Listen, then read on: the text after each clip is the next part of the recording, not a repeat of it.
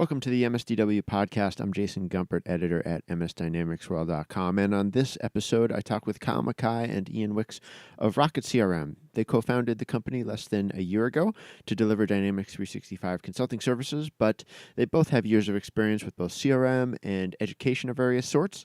Iain recently published a two-part article series on MS Dynamics World featuring 22 tips for delivering CRM training. And if you've ever had to plan software training yourself, you will relate. On this episode, we discuss enterprise software training in general, what Dynamics 365 CRM users and training looks like today, and where Iain and Kyle are focusing their own consultancy's efforts. Okay, I'm here with Iain Wicks and Kyle McKie. Welcome, guys. Hi, Jason. Hi, Jason. Hey, glad to have you with me. So, what sort of kicked off the idea to have you on the podcast today was, the article series that you wrote for us a couple weeks back now on 22 steps to deliver killer CRM training, a two-part series that we'll link up in the description, and really I think something that demonstrated that clearly you guys have been in the CRM business for a little while. You've had your share of training experiences and customer-facing CRM project experiences. So I thought it would be a nice chance to hear a little bit more from you, maybe learn a little bit more about your views on training and a little more about RocketCRM and what you're doing with your CRM practice. So maybe let's start with the training side of things. As someone who's had a very small amount of experience being responsible for training other people on enterprise software, my recollection is that it really forced me to learn every detail of the software very, very well before I felt like I could stand up in front of someone else and try to deliver any sort of meaningful education to them. Is that one of the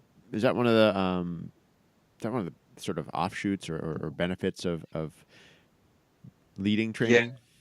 Yeah, totally agree with that one, Jason. I mean, that's one of the first points I think in the article about just being prepared. Because I always say that a good trainer should have done 50% of the work before they've even set room in the classroom. To be honest, it's all about the preparation. And I'm quite a detailed person, so Carl will vouch for that.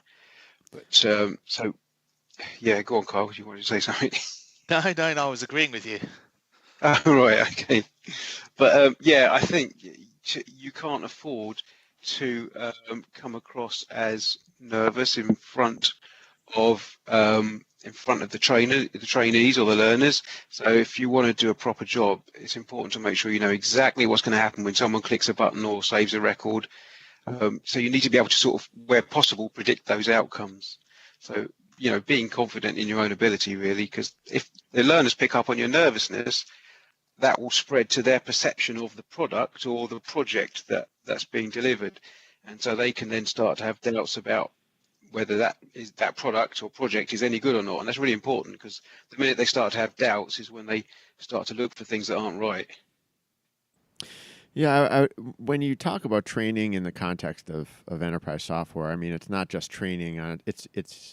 It's part of a much bigger story about usually very heavy investment, money-wise in terms of software that's been purchased or been subscribed to.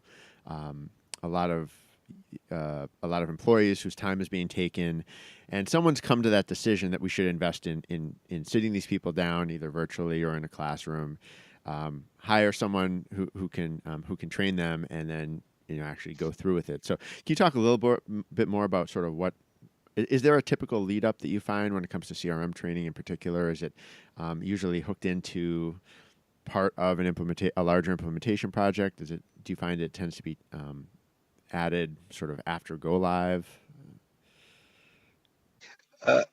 Well, unfortunately, in a lot of cases, the training tends to be tacked on at the end of a project, which isn't the best approach, as we found. It needs to be something that's front and center of the whole project, really. The whole user education thing is and people are realizing that slowly but surely, but the user education, it should be front and center of your project, and people are realizing that. And it's all about setting those goals from the beginning. So not just think of it as training, thinking, how do we do this? How do we do that? It's thinking about what do we want the users to achieve? What is their process? Are they going to have the same process as before? Have they got a new process? And then breaking that down into, it's a bit like the how do we eat an elephant kind of thing, just breaking that down into its component parts, and then figuring out what needs training, who needs training, and what the previous experience is. There's so many different angles, so it all goes back to that preparation thing. The more you can think about it beforehand, the better you plan, and the more likely you're going to succeed. I don't know if you wanted to add anything to that, Carl. No, not really. I mean, the only thing I would say is it's surprising, as you say, even these days, how many projects we sort of pick up off the back of a user training day, where you sort of go in and then you make the users aware of that things could change, or that there is functionality that they want that is in the system that they didn't know was there, and the lack of sort of understanding of the capabilities of the product. And just by sort of answering those questions and growing their trust or their belief in the tool, sort of expands out into work either internally with the team directly or with a partner such as ourselves. How quickly it branches out into that amount of work, because they then see the capabilities of the product, things that they didn't know were there.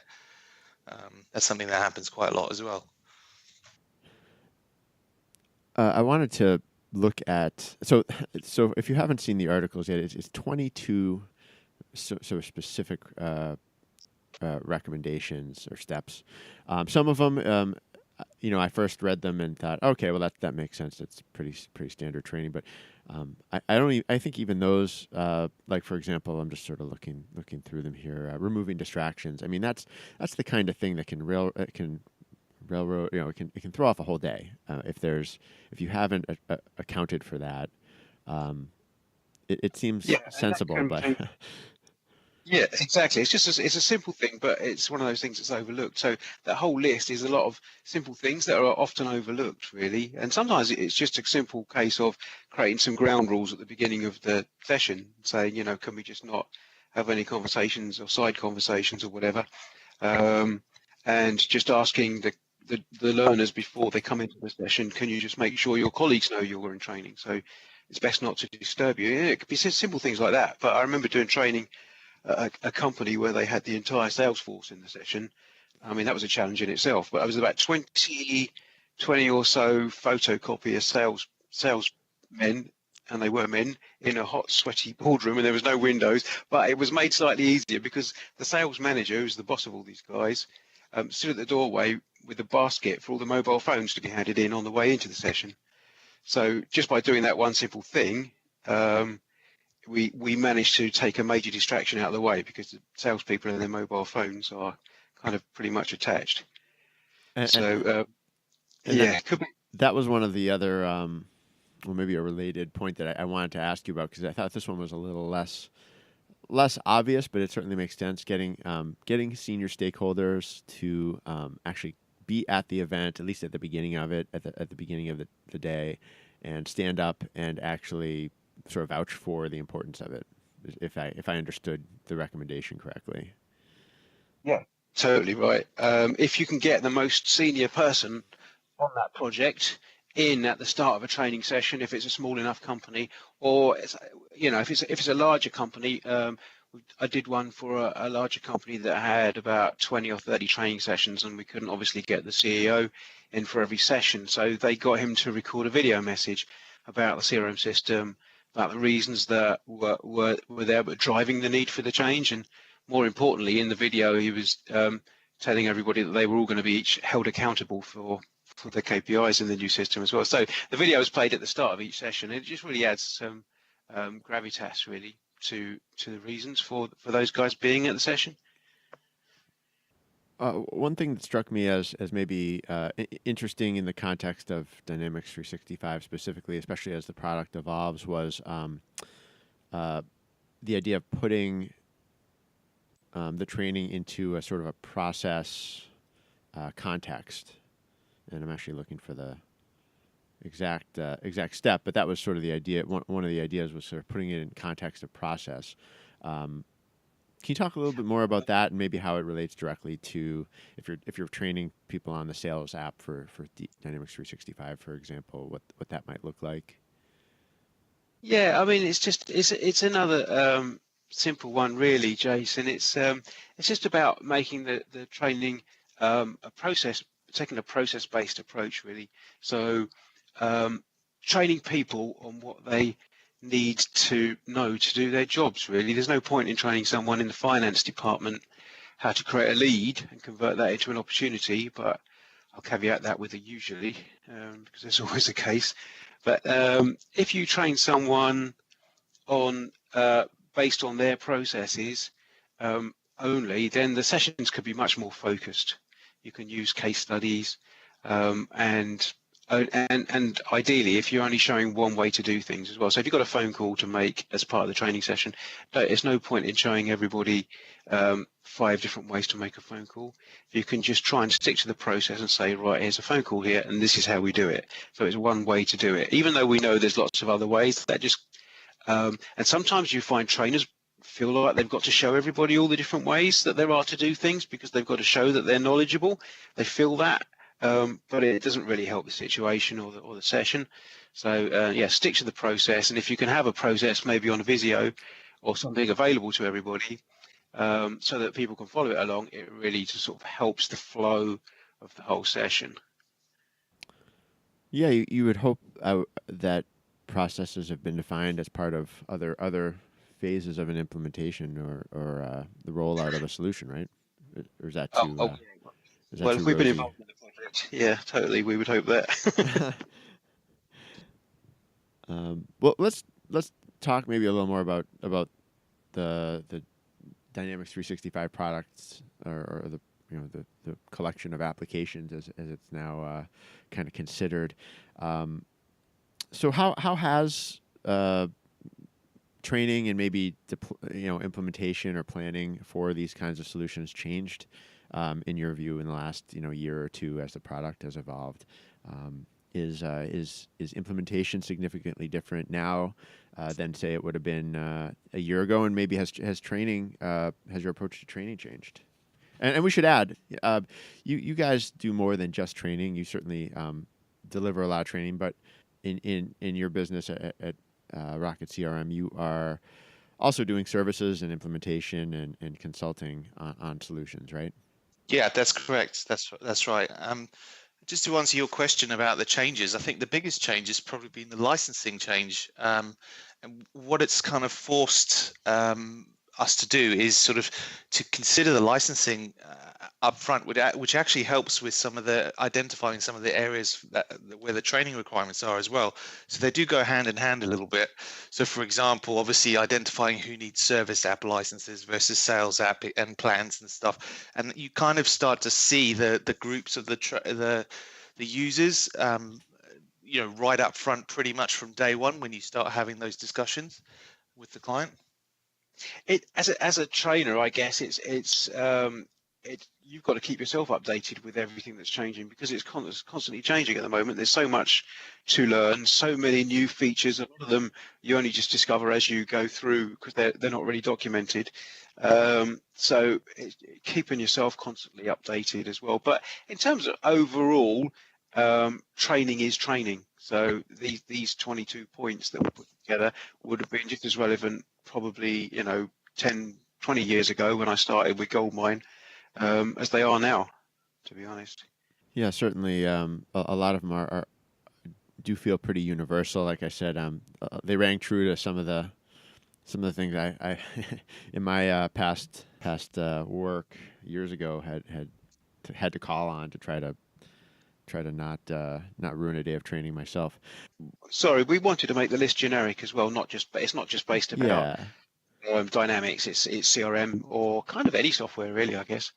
Well, let's talk a little bit more about that legacy of sort of CRM work that you guys have done. Any other sort of notable areas of the CRM sort of historical landscape that you'd note about where you've been? I think for myself, I started with Act initially. That was sort of the entry level one for me in terms of me dipping my toes in the water of CRM. I also worked on Goldmine very, very briefly and kind of ran away from it because Dynamics came along and sort of preferred that avenue rather than sticking with Goldmine. So I had a little bit of exposure to Goldmine, but not a lot. I think we both came onto Dynamics about version 4, didn't we? Yeah, it was version 4, just as version 4 was released. Yeah, so I mean, my story is I was a chef for years and years and years, and then as a chef, I always used to enjoy showing other people how to do stuff. So I went to college part-time and I did a whole series of qualifications on how to teach in further education, and so I got a job as a full-time lecturer. So I do have sort of background in that area as well. A lecturer and sort of culinary training? Yeah, that's right. I was working at a college as a full-time lecturer, teaching other people how to be chefs. And then I worked for a while as a pub restaurant manager. But Kyle also has a background in hospitality industry as well before he started on ACT. So we've both got it's interesting because we've both got a background in sort of customer service, really. And we'd like to think that's kind of where we want to focus RocketCRM. We want RocketCRM to have that focus of a really good customer service and for that to be one of the differentiators for us. To give a little bit more history, RocketCRM, you formed it, the two of you sort of co-founded it fairly recently. Can you tell me a little more about that? Yeah, that's right. We started the business, we officially started sort of 1st of October last year. So we've only been going about 8 months in total. But we've worked together for the last, I think it's coming up, it can't be far off 10 years, I think, Iain, with a previous partner. So we've talked about it for a little while, and then sort of the opportunity never really came up to go it alone. And we sort of got to a point and then sort of decided, now's the time to do it. With all the changes with Dynamics as well, we saw a little bit of an opportunity there about the way that they were sort of encouraging citizen developers and that kind of thing. We saw an opportunity potentially to try and help people with their implementations and things with Dynamics. So, and the other thing, as Iain has sort of alluded to, because we both come from sort of customer service backgrounds, we have seen sort of we have spoken to customers and seen their experiences with not necessarily Dynamics partners, but with software solution providers, and sort of in some instances a lack of good quality customer service, and that was one of the key drivers for when we were starting this. One of the founding principles of why we wanted to do this, we wanted to make sure that we differentiate ourselves with good quality service. Our aim essentially is to make every customer referenceable. That's kind of what we want to try and achieve as part of this process. What are some of the things that have changed about how what clients expect from service providers when they're buying enterprise software today that you aim to address, or that you're just that you're observing from them? I think the biggest change that I've noticed in the last sort of 3 or 4 years is the aversion to development. And the way that people want to stick to standard functionality, or to use a Dynamics term, the configuration capabilities of the product, rather than go ahead of development. Development is seen very much as a last resort these days, in most instances, whereas before it was almost an accepted way of doing things. My thought on that is obviously the CRM Online platform, or the Dynamics 365, the cloud-based platform, has pushed it that way. With the frequency of the updates, but that's definitely one of the biggest changes I've noticed. Is it more feasible these days to actually deliver on that? Yeah, I think so. I mean, if you look at all the technology that's out there, Flow, for example, being able to connect to multiple different data sources and things and push and pull data, as one example, it makes it's so easy to do. 5-10 years ago, if that was listed as a requirement, the amount of work and effort that would need to sort of go into that sort of level of integration would be huge compared to now. And the fact that you can train what I would call a CRM administrator to do some of those tasks just makes it so cost effective for an end user, for a customer. It's and things like Power Apps is another example. The flexibility within the tools, it's definitely been a big change. Yeah. Do, do you find that that customers are also are usually adding third-party solutions that bolt on fairly easily, things that are sort of ready to go instead of customization, or do you see a lot of vanilla sort of without add-on deployments these days? I think it's a bit of both, really.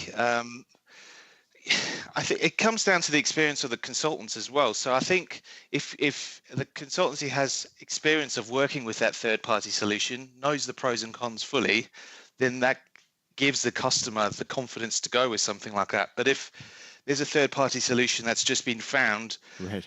And there's been no experience of implementing it, whether that's from the customer side, the partner side, etc., there is a little bit of wariness around it. Yeah. In terms of, what's the quality like? How good is it? Is it vaporware, as you can sometimes get? Right. Right. So I think it's a bit of both. Do I want to pay a consultant to learn how this add-on works? Exactly. And obviously that's a consideration. Again, how much of that functionality do they actually need? If they need sort of 1/10 of it, can you achieve it with a few little bits, whether that be flow, configuration, Power Apps, whatever that looks like, versus actually getting another product involved. And for your business, are you thinking in terms of particular industries or particular segments, either regionally or types of businesses by profile of any sort? I think we're mainly in the SME market. That's sort of what we're aiming for. Mm-hmm. Although, and we haven't really targeted a specific industry type or anything at the moment either. It's something we've had conversations about, but not really sort of directly sort of actioned anything on that front. Since you mentioned SME, I am curious. I've been asking lots of people this, but the sales professional license, is that something that you've been looking at for your clients? We did. I mean, I think the limitations around sandbox sites and things like that, and the fact that you can't mix and match, Mm-hmm. sort of affected the willingness of customers to go that way. A lot of them like the fact that they've got sandbox site, even though they don't necessarily actively use it. The idea of being able to deploy an upgrade, from Microsoft to the sandbox site first to test and to check just adds a little bit of a comfort blanket to them. Now that may be just a case of because they've had a sandbox site or they're used to having a sandbox site for the last few years. I don't know, but it doesn't seem to be picking up personally as much as I think they would have hoped when they launched it. Mm-hmm. Mm-hmm. Do you have your sights set on maybe any other particular goals in terms of product or technology that you plan to really dig into? I know you've had some enthusiasm around Flow and Power Apps, like you mentioned before. Anything else you have your sights set on? From our point of view, I think that because the product is so wide and diverse now, really is more of a question of take each project and see. We've got a whole suite of tools now that we can use and put to use for various bits and pieces as part of the Dynamics range. And so it really creates an interesting environment where you can take a project and you can, as Carl alluded to earlier, that you don't have to create dev to do stuff. So it's an interesting scenario. We can just pick and mix the things that work and you can put them together in a nice logical order to create a solution for a customer. I think things like Azure helps in that regard as well, because there's so many different things that, inside of Azure that you can use at various different points. The tie-ins to Power BI. There's lots of that kind of technology that sort of sits around the sphere is definitely on our radar. But as Iain said, it's sort of at this point it's a project by project sort of decision about what technology we use, because in most instances there's 2 or 3 or 4 different ways of doing things, Right. and we just have to consider what's the simplest, what's the easiest, what's the most cost effective, for the client. Yeah, I mean, just in Azure alone, with the variety of services on offer now, and each one evolving at its own rate, it's almost like there's various specialties just just within that realm. beyond the Dynamics, where Dynamics even ties into it. I don't know, anything else you want to add? Anything else of interest that you've got your eye on right now? The Dynamics marketing sort of suite is interesting. I think we've only had we haven't played hugely with it at the moment, but it's something that we're sort of looking at and interested in seeing and how it develops. Mm-hmm. I think in the past there was a few partners burnt with the original release of Dynamics for Marketing, so it'd be interesting to see if they've learned the lessons of what happened previously. It certainly looks better than what the previous solution was. So fingers crossed it all pans out. I think you're right. A lot of people did get burned, didn't they? I mean, we went and did the training as well for the original one, and ended up. I think we put it in one project, didn't we? And then that was it. Really. Oh, is that and you mean the acquired? Marketing pilot. Marketing pilot. Marketing pilot, yeah. Oh, okay. Well, we even did a project on it. Yeah. And it looks interesting. But it's definitely something to watch. Yeah, for sure. It's I think that seems to be the most common sentiment I hear too. Is interesting. People like the features, but they're not quite fully adopting it yet. As some the other one I'm still pretty interested in, maybe in the same way, is the talent side of things. I'm not. I don't feel like it has quite as much of a tie-in to this to kind of some of the CRM flow. I mean, unless I'm forgetting something, but sort of the CRM flows don't seem to tie in quite as much from where it's maybe originated its development from. Kind of coming from AX and LinkedIn, but I'm definitely interested to know sort of how that does how that is going to connect with some of the business processes that the 365 sales and service products offer. We'll have to see, I suppose. I mean, to be fair, we haven't really much exposure to talent, so we're not that familiar with that one. But it is interesting, as you say, how so many things are tying in together. Yeah. I think Early days, I mean, they seem to be investing heavily and pushing updates almost monthly. So I just figure at some point it's going to, I mean, if nothing else, then through CDS or through Flow, there will be tie-ins at some point that are just touch points for process, if nothing else. So yeah, certainly interested to see whether it's with skills or whether it's with I don't know, perhaps hiring and different roles that touch CRM. So interesting to see. The other one that I've sort of noticed is social engagement. It hasn't, unless I'm mistaken, I don't seem to recall a lot of information in the spring update release notes guide that they had about that. So I don't know what the plan is with that particular product. I mean, I'm sure potentially maybe integrating it with CDS or something like that. I don't know. It'd be interesting to see what they do with that, because I couldn't. The other day I tried to look for it on the main website. Yeah, I couldn't see it other than the Microsoft Docs. I do wonder about that myself. I think it's still there. I can't speak to sort of its visibility on Microsoft sites, but it's still out there. I feel like I do see some status updates on iterative enhancements that they make, very sort of like low level sort of point updates to the way fields are handled, or sort of very low level tracking in a single social network that it works with, just like how it handles responses in Twitter, or follows or something fairly low level. But yeah, it does seem like it's sort of slowed down, and the story maybe hasn't gotten the highest priority recently in conjunction with CRM.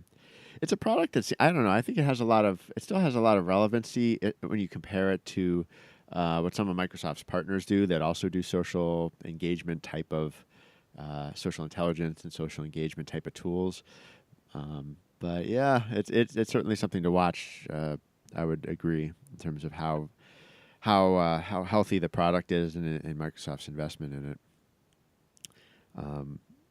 Along with and I think that that holds true also for some of the other smaller acquisitions. The voice of the customer, portals. I mean, which is not as small, I would say, as voice of the customer, but sort of continuing to watch sort of how Microsoft uses all those different sort of assets and supports them.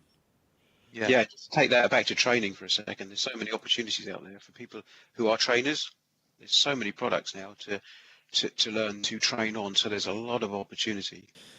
Certainly, and nice tie back. Because I do want to thank you for putting the original article together for us. I expect to see more from both of you in the future on our site. It got a great reaction from our readers. People really seem to enjoy the take on it. Training is one of those topics that it never seems to get stale, and it never seems to stop being a challenge for the folks that have to undertake it. Well, you're welcome. I'm glad it was useful. All right. Well, Kyle, Iain, thank you so much for joining me today. This has been fun. Glad to get a chance to chat with you. Yeah, Thanks, Jason. Catch up with you soon. This has been another episode of the MSDW Podcast. My thanks to Kyle and Iain for joining me today. If you have any feedback, let me know. You can reach me by email, jgumpert@msdynamicsworld.com. Until next time, this is MS Dynamics World signing off.